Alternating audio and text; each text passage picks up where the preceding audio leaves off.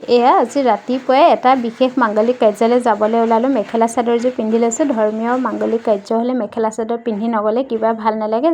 য'তেই থাকোঁ হয়নে নহয় বাৰু, এয়া মেখেলা চাদৰ এযোৰ পিন্ধি লৈ তাৰ মাজতে ফেচবুকত দিবলৈ বুলি ফটো কেইটামান মাৰি ল'লোঁ। এয়া আপোনালোকে বাৰু গৰ্ভৱতী মহিলা 7 মাহত যে খুৱায়, আমাৰ ফালে উজনি অসমৰ ফালে ভাত পিঠা বুলি কয়। আপোনালোকৰ কেনেকুৱা নিয়ম জনাবচোন। মই এই নিয়মটো আপোনালোকে জানেনে নাজানে সেয়েহে ৰাখিলোঁ। মোৰ ভণ্টি এজনীয়ে আজি ভাত পিঠা খোৱা আছিলে। এয়া গ'লোঁ, গৈ লৈ এয়া পুথি পঢ়িলে বাইদেউ এগৰাকীয়ে, গুৱাহাটীৰে আৰু আমি লগতে থকা বাইদেৱে পুথি পঢ়ালে। তাৰপিছতে এয়া মাকে পঞ্চামৃত খুৱাই লৈছে। 5 মাহত পঞ্চামৃত খুৱায়, কিন্তু আজিও অকণমান প্ৰথম খুৱাই লৈছে।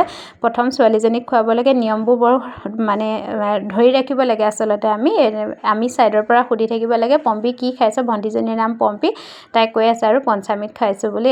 এনেকৈ আকৌ গিৰিয়েককো খুৱাই দিয়ে মাকে, মানে শাহুৱেকে আৰু ল'ৰাটোৰ শাহুৱেক ছোৱালীজনীৰ মাক হয়। তাৰপিছতে এয়া তেওঁলোকৰ কাৰণে ভাত পিঠা বাঢ়িছে। এয়া ভাত পিঠা, এইটো আপোনালোকৰ ফালে কি বুলি কয় জনাবচোন। আমাৰ এইফালে গাখীৰ আৰু ক্ৰীমৰ লগত খোৱা হয়। এইটো চাউলৰে গুড়ি দি এনেদৰে গৰম পানীত, মই বনোৱাখিনি আপোনালোকক দেখাবলৈ নহ'লে, কিন্তু ভাতটোৰ দৰে ভাত পিঠা আৰু পিঠা দি ভাতৰ নিচিনাকৈ ডাঙৰ ডাঙৰ চালনীত চেকি দিয়ে, এনেকৈ মোহাৰি দিয়ে। উতলা পানীত পৰাৰ লগে লগে এনেদৰে এটা ডাঙৰ ডাঙৰ ভাতৰ নিচিনা হৈ যায়। এইটো ভাত পিঠা বুলি কয়। এয়া গৰ্ভৱতী মহিলাগৰাকীক প্ৰথম দিছে, তাৰপিছতে এয়া দেউতাকক দিছে। ভাগ ভাগ কৰি দি লৈছে। আৰু এই নিয়মসমূহ ঠাই ভেদে সুকীয়া সুকীয়া। আমাৰ ফালে 7 মাহত এইটো ভাত পিঠা কয়। তাৰপিছতে এয়া অলপ পায়স দি দিছে, পায়সো দিব লাগে মানে।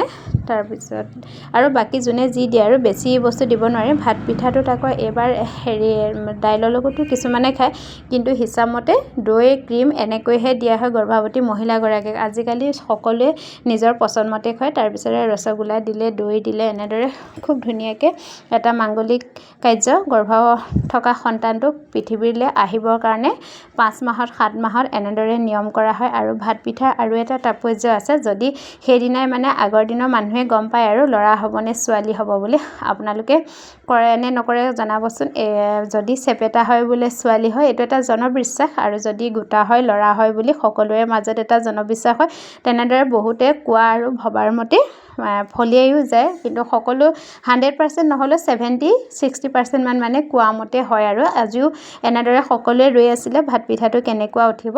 সকলো এতিয়া কোৱা মতে মানে ল'ৰা হ'ব বুলি কৈছে, কিন্তু ভগৱানে কি দিয়ে আৰু অনুমান ভুল হ'বও পাৰে, কিন্তু বহুতৰ ক্ষেত্ৰত শুদ্ধ হয়।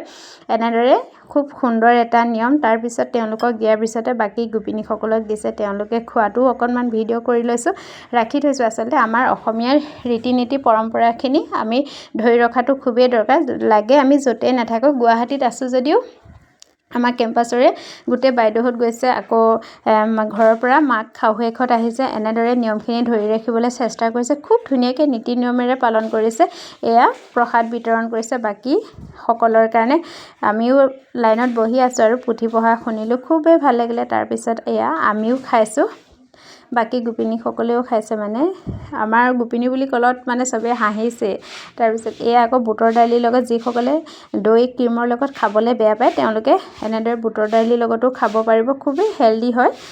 আকৌ এয়া চাহ কাপো ৰাখি থৈছোঁ, আৰু চাহ বুনিয়া ভুজিয়া দি চাহ খাই কোনে কোনে ভাল পায় জনাবচোন। আমাৰ কেম্পাছৰ গোটেই বাইদেউহঁতে ভাল পায়। তাৰপিছতে এয়া সকলোকে আকৌ ঘৰৰ কাৰণে ভাত পিঠা আৰু মানে বুটৰ দালি দি পঠাইছে। সকলোৱে গাখীৰ লগত খালে যে ভাত পিঠাৰ লগত খাবলৈ।